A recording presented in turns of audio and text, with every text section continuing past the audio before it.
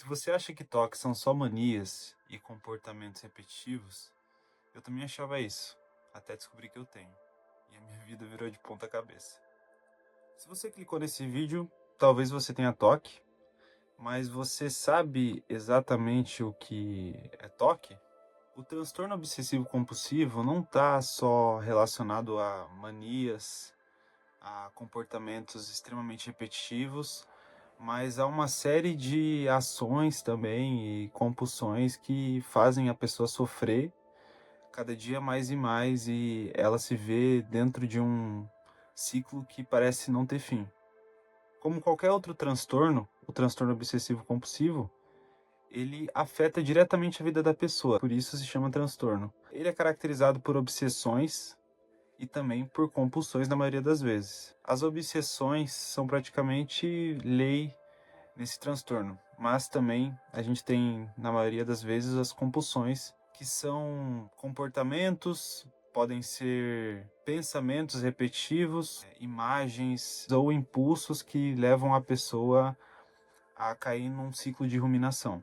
E as compulsões estão lá nada mais, nada menos do que para fazer a pessoa de alguma forma liberar essa ansiedade, ficar mais calma, tentar tirar um pouco desse sofrimento que está dentro da cabeça dela. Então a pessoa tenta de alguma forma externar isso, seja em alguns tipos de toque, limpando diversas vezes ali, com toques de limpeza, toques de organização também a gente tem, mas o meu principalmente é um toque de pensamento, então eu não tenho nenhum tipo de externo, eu não consigo liberar isso externamente, porque tá tudo aqui dentro da minha cabeça. Então, esse tipo de toque é muito mais difícil de aprender a lidar, até porque com o passar do tempo e conforme eu for contando aqui, vocês vão entender muito do que eu passei e ainda passo com esse transtorno vem desde a minha infância e eu nem fazia ideia disso.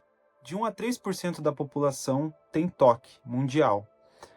Pensando bem assim, não parece um número tão expressivo, mas quando a gente calcula, a gente se dá conta de que, se a gente levar em conta que a população mundial são 8 bilhões de pessoas, 1% são 80 milhões, logo 3% seriam 240 milhões de pessoas. Então é um número bastante expressivo de pessoas que sofrem com esse transtorno.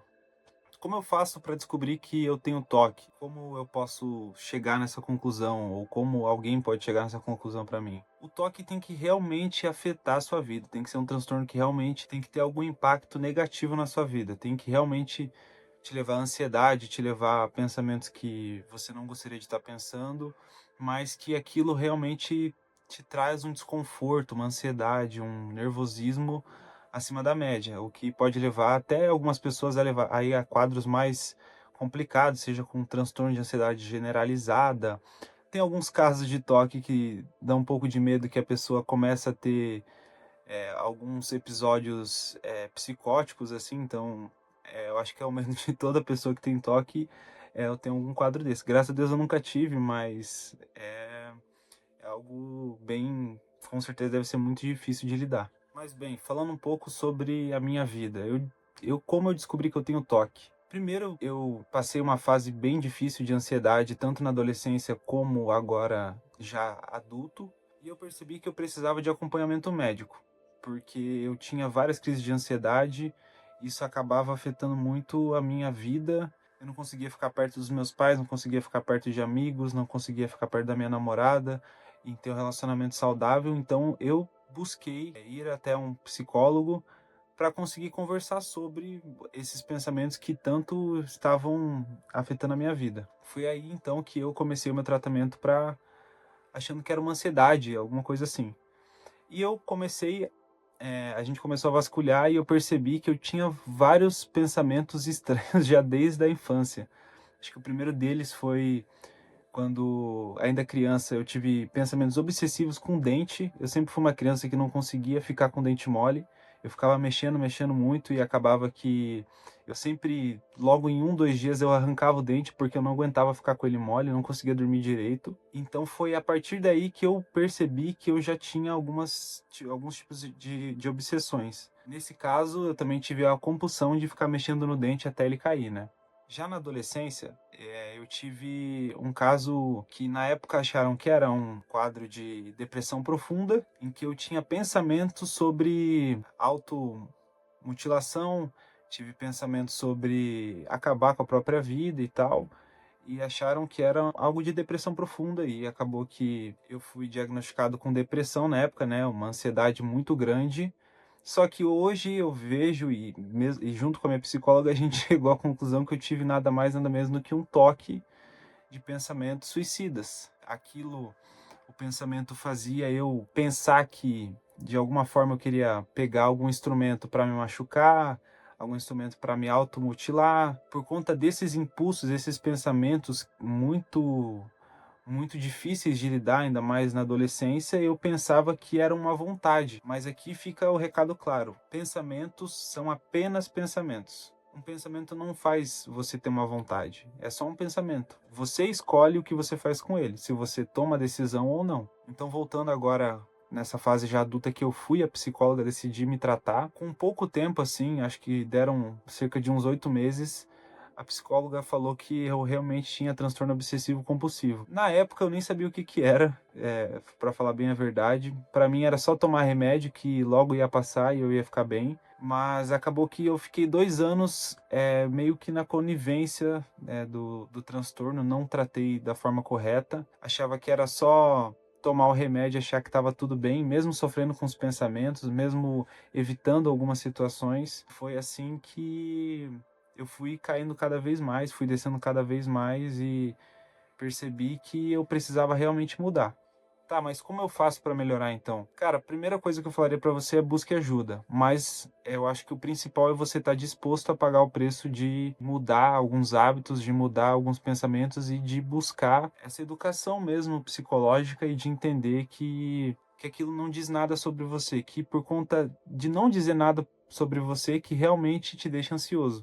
Se fosse uma verdade absoluta, ninguém sofre com algo que faz parte de você, que faz parte dos seus valores, dos seus princípios. Então, só de não fazer parte desses valores e princípios é que te deixa ansioso. Então, entenda que são só pensamentos. Mas claro, busque ajuda, tá? Não deixe de buscar ajuda, porque eu acho que um bom psicólogo de terapia cognitiva comportamental e um bom psiquiatra são fundamentais. Eu tenho a plena certeza disso. E também busque tomar doses junto do seu psiquiatra que sejam corretas. Se você buscar na internet, claro, não fique buscando tudo na internet sobre toque, mas se você buscar na internet doses sobre toque, você vai ver que as doses mais comuns começam em 100 miligramas. Então, eu tomava no começo do meu tratamento 50 miligramas e a minha psiquiatra nunca mexeu na minha dose. Não tinha mexido até pouco tempo atrás, que foi quando eu percebi que eu precisava mudar. E a primeira coisa que eu vi foi o medicamento que estava com uma dose abaixo do que eu deveria estar tomando. Então, fui até um novo psiquiatra,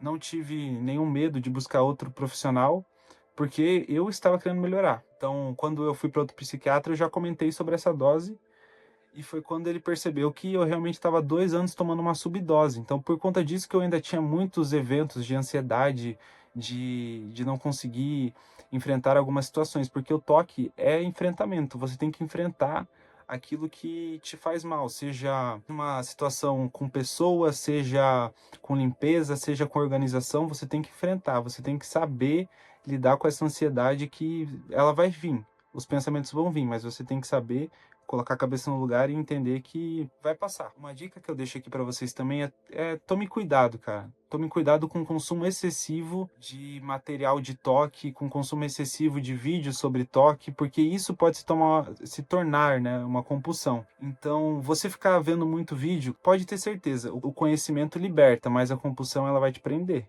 Então tome cuidado, cara. Não fique vendo 35 vídeos por dia sobre toque.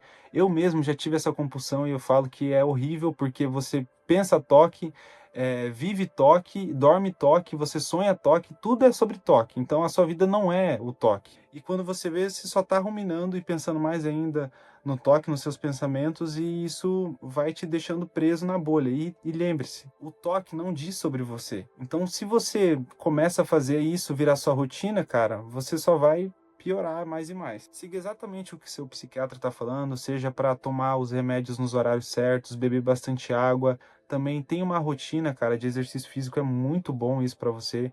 porque você vai estar liberando ali mais substâncias dentro do seu corpo e também para o seu cérebro de satisfação. Então, cara, é muito bom, faz muito bem para a saúde e também faz bem para sua mente, cara. Então, para se manter mais calmo, conseguir entender que esses pensamentos não vêm de você e também é uma forma de enfrentar. Pelo menos comigo foi. O meu toque também estava muito ligado à área social. Eu tinha medo de me colocar em situações em que eu ia ter pensamentos indesejáveis e aquilo ia me fazer mal, ter ansiedade. Então eu tive que enfrentar. E agora acho que indo para a parte final do vídeo. Entenda que tudo que você está passando com toque é um processo. Seja tomar ali, cara, o começo da tua medicação.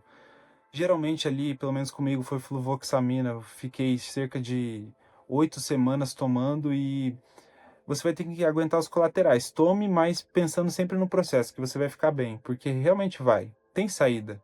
Há saída para o toque. Com um bom tratamento, com uma boa base ali de pessoas que vão estar junto de você, te apoiando nesse momento, cara, tenha certeza que você vai sair dessa. Mas basta querer. Você tem que querer. Não adianta você tomar remédio errado, comer mal, dormir mal, não fazer exercício físico, não buscar melhorar. Então você tem que querer. Parte também de você essa libertação. Então eu acho que é isso.